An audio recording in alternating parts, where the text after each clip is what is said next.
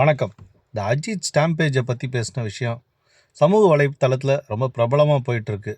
இதை பற்றி நம்மளுக்கு அஜித் சொன்ன கருத்துக்கள், எந்தெந்த இடத்துல அஜித் சொன்ன கருத்துக்கள் வாஸ்தவமாக அவரோட ஃபேக்டில் நம்ம ஏற்றுக்கிற மாதிரி இருக்குது, எந்தெந்த இடத்துல பொதுமக்களை பாதிக்கிற மாதிரி கருத்துக்கள் இருக்குன்னா நிச்சயம் ஒரு கோடீஸ்வரனாக இருக்கவன் பண்ணுற ஒரு விஷயம் பொதுமக்களை பாதிக்கிற மாதிரி கருத்து இருக்கும். அது நம்மளுக்கு பெரிய அளவுக்கு பாதிப்பு இருக்கா இல்லையா அப்படின்னு தெரிஞ்சுக்கிறதுக்கு தான் இந்த வீடியோ உங்களுக்காக போடுறேன். நான் சின்ன வயசில் இருக்கும்போது என்னென்னு கேட்டிங்கன்னா, வெளிநாட்டுக்கு உற்பட்ட தள்ளினாங்க. எனக்கு இந்தியாவிலே இருந்து, நான் இந்தியாவில் தான் பிறந்தேன், இந்தியாவிலே இருக்கணும் அப்படிங்கிறது தான் என்னோடய ஆசையாக இருந்துச்சு. எப்போ ஏபிஜே அப்துல் கலாம் வெளிநாட்டில் வேலை பார்க்கும்போது அதை உங்கள் தாய் நாட்டாக மதிங்கன்னு சொன்னதுக்கப்புறம் தான் அந்த நாட்டை என் தாய் நாட்டாக மதிக்க ஆரம்பிச்சு. அது வரைக்கும் என்னோட நாட்டுப்பற்று அப்படிங்கிறது எப்பயுமே இருக்குது. இப்போ நான் வேலை பார்க்குற நாட்டோட பற்றும் அப்படிங்கிறது எப்பயுமே இருக்குது.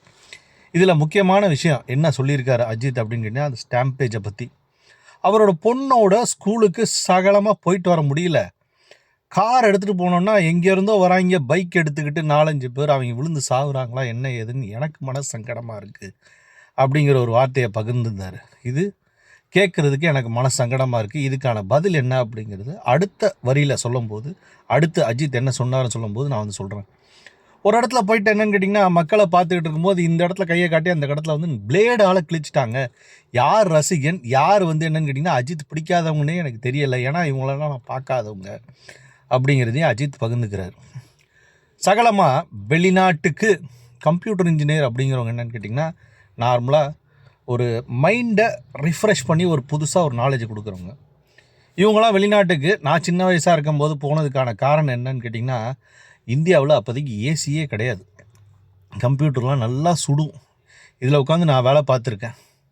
இதில் வெளிநாட்டில் போய் வேலை பார்த்தோன்னு சொன்னால் அது கிளைமேட் டெம்பரேச்சர் கூலிங்காக இருக்கும், அந்த ஊர் அழகாக இருக்கும், அந்த என்விரான்மெண்ட்டை ரசிச்சுக்கிட்டு நம்மளுக்கு தேவையான கணக்கு, ஒரு வாகை சுடா படத்தில் பார்த்துருக்கீங்களா, அதில் எப்படின்னு கேட்டிங்கன்னா எத்தனை செங்கல் இருக்குது அப்படிங்கிற கணக்கு தெரியாமல் இருக்கிறதுக்காக படிக்கணும் அப்படிங்கிறது அந்த படத்தில் சொல்லியிருப்பாங்க. நம்ம ஊரில் அந்த கணக்கு பிள்ளை இருப்பாங்க, அந்த காலத்தில் கணக்கு எழுதிக்கிட்டு இருப்பாங்க. அது இல்லாமல் சிஸ்டம் அப்படிங்கிறது வர ஆரம்பிச்சு. அந்த சிஸ்டமில் பைனரி டெக்னாலஜியில் என்னென்ன நமக்கு தேவையான பிஸ்னஸ் டெக்னாலஜிஸ் இல்லை நம்மளோட என்டர்டெயின்மெண்ட்ஸ் இதெல்லாம் யூஸ் பண்ணிக்கிறதுக்கு, ஃபஸ்ட்டு எனக்கு தெரிஞ்சு பிஸ்னஸ் டெக்னாலஜிஸ் இதெல்லாம் யூஸ் பண்ணிக்கிறதுக்கு தான் சிஸ்டம் வந்துச்சு. அப்புறம் என்டர்டெயின்மெண்ட்டுக்கு யூஸ் பண்ண ஆரம்பித்தோம். இதுக்கு வெளிநாட்டில் வேலை பார்க்கும்போது அந்த சொகுசு ஏன் கொடுக்குறாங்க, ஸ்ட்ரெஸ்ஸை ரிலீஸ் பண்ணுறதுக்கு இருக்குது, வேலை பார்க்குற என்விரான்மெண்ட் சூப்பராக இருக்குது அப்படிங்கிறனால கம்ப்யூட்டர் இன்ஜினியர் ஜாபுக்கு போனாங்க. இதே என்னென்னு கேட்டிங்கன்னா 100 மாடி கட்டுறதுக்கு அந்த கன்ஸ்ட்ரக்ஷன் தொழில், நீங்கள் இந்தியாவில் பார்த்துருப்பீங்களா, கன்ஸ்ட்ரக்ஷன் தொழில் எவ்வளோ கட்டினா அங்கே 2 மாடி 3 மாடி கட்டுவாங்க. இதே 10-15 மாடி கட்டினாங்கன்னா சேஃப்டி இந்த மாதிரி ப்ரிகாஷன் எல்லாம் போட்டு ஹெல்மெட் இதெல்லாம் போட்டு இது பண்ணியிருப்பாங்க. ஆனால் இதே 50 மாடி 60 மாடி கட்டுறதுனா எவ்வளோ கஷ்டப்படுவாங்கன்னு யோசிச்சு பாருங்கள். இது மாதிரி தமிழ்நாட்டவங்க சேர்ந்தவங்க திட்டத்திட்ட என்னென்னு கேட்டிங்கன்னா 40% பேர்கிட்ட போகிறாங்க. இங்கே தான் அஜித்தோட விஷயமே இருக்குது. எதுக்காக போகிறாங்க? சோத்துக்கு வழி இல்லை, அதுக்காக தான் போகிறாங்க. அப்போ உங்களுக்கு என்னென்னு கேட்டிங்கன்னா 1 கோடி அவங்க சம்பாதிச்சோம் அப்படின்னு சொன்னாலே அது ஒரு பெரிய விஷயம். இங்கே தான் அஜித் அவரோட பொண்ணுக்கு ஸ்கூலுக்கு போகிற விஷயத்த, இல்லை ரஜினி அந்த காலத்தில் சொன்ன விஷயத்த எல்லாமே என்னென்னு கேட்டிங்கன்னா ஆர்கனைஸ் பண்ணி இது பண்ணணும். ரஜினி கூட என்னென்னு ராகவேந்திரான்ங்கிற ஸ்கூலை கட்டிட்டார். அஜித் மாதிரி நடிகர்கள்லாம் என்ன பண்ணணும் அப்படின்னு கேட்டிங்கன்னா ஒரு சிட்டியை உருவாக்கணும். காமராஜர் அன்றைக்கி பிஹெச்எலுக்கு கணேசபுரம்னு சொல்லி என்ன அழகாக ஒரு சிட்டியை உருவாக்கியிருந்தார். அதுக்கெலாம் பார்த்திங்கன்னா இப்போ இருக்க மதிப்பு கூட அன்றைக்கி டேட்டுக்கு பார்த்திங்கன்னா கூட 250 கோடி வந்திருக்கு. அன்றைக்கி இருக்க டேட்டுக்கே அவ்வளோ வந்திருக்காது. டெக்னாலஜி யூஸ் பண்ணாங்க. உங்கள் பணத்தெல்லாம் 250 கோடி 350 கோடி வாங்குறீங்களே, அதை எங்கே கொண்டு போய் அவர் சொல்ல துபாயில் வாழ்கிறது சந்தோஷமாக இருக்குது.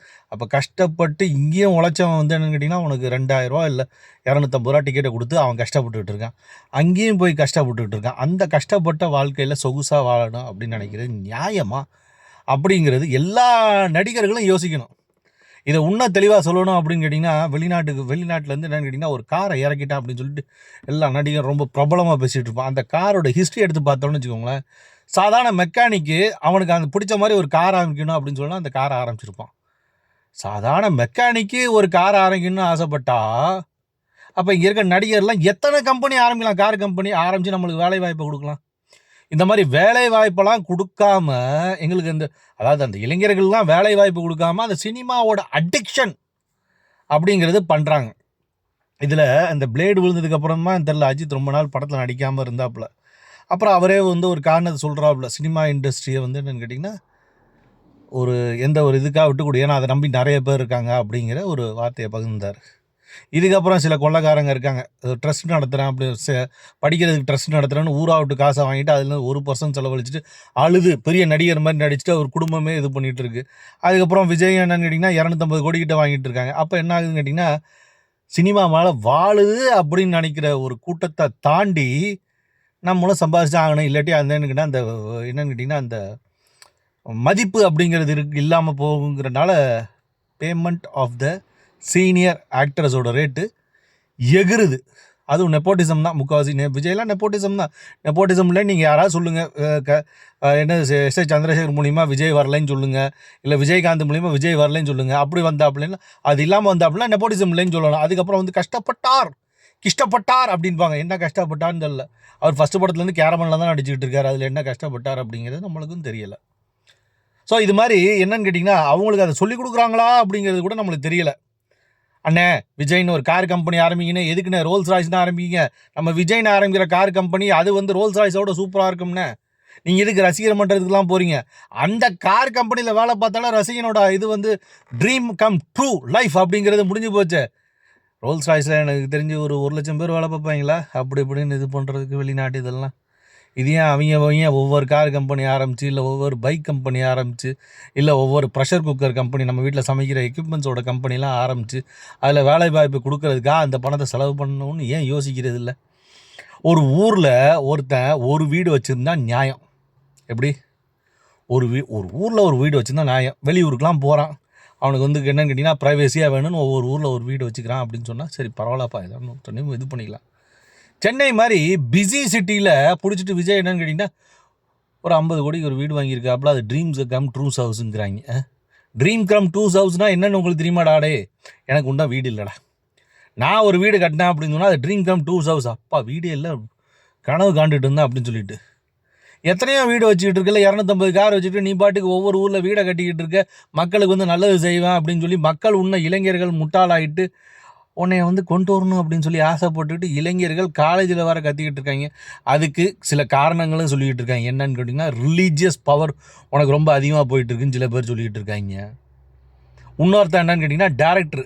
முன்னாடி என்னன்னு கேட்டிங்கன்னா ஒரு டேரக்டர் வந்து அந்த டேரக்டரோட குடும்பம் சினிமாவெல்லாம் எடுத்து இப்போதைக்கு தமிழகத்தை கொள்ளையடிச்சிக்கிட்டு இருக்க மாதிரி அவர் எப்போ வந்து அந்த காலத்தில் தமிழ் வேண்டாம், ஹிந்தி வேண்டாம், தமிழ் தான் வேணும்னு சொன்னாலும் நாங்கள் தமிழன் தான் ஆளுவோம் அப்படின்னு சொல்லிட்டு மரம் மாநாடு, அப்புறம் வந்து கடல் மாநாடு அப்படின்னு சொல்லி 55க்கு மேலே புதுசாக கார் அவர். நானும் பார்க்குறேன், என்னடா அது இந்த காரை போன மாநாட்டில் பார்த்ததில்லை, இது என்னடா புது காராக இருக்குது, இந்த கார் என்னடா வேலை இருக்குது. ஃபஸ்ட்டெல்லாம் என்னென்னா 2 காரை வச்சுருந்தான் கட்சி ஆரம்பிக்கும் போது. அதுவே 75 ரூபா 1 கோடி ரூபான்னாங்க. இப்போ பார்த்தா என்னன்னு கேட்டிங்கன்னா ஒவ்வொரு காரும் 75 ரூபா 1 கோடி ரூபா இருக்குது. ஓ இந்த மாநாட்டுக்கு வந்தால் இந்த காரு, அந்த மாநாட்டுக்கு வந்தால் அதுக்கு அதில் ஒரு நடிப்பு வர மலையில் வர ஊ ஊ ஊ ஊ அப்படிங்கிறாங்க. ஏதாவது ஒன்று சொன்னாலும் நம்மளை கெட்ட வார்த்தையில் திட்டுறாங்க. என்னதான்டா அவங்க பிரச்சனை?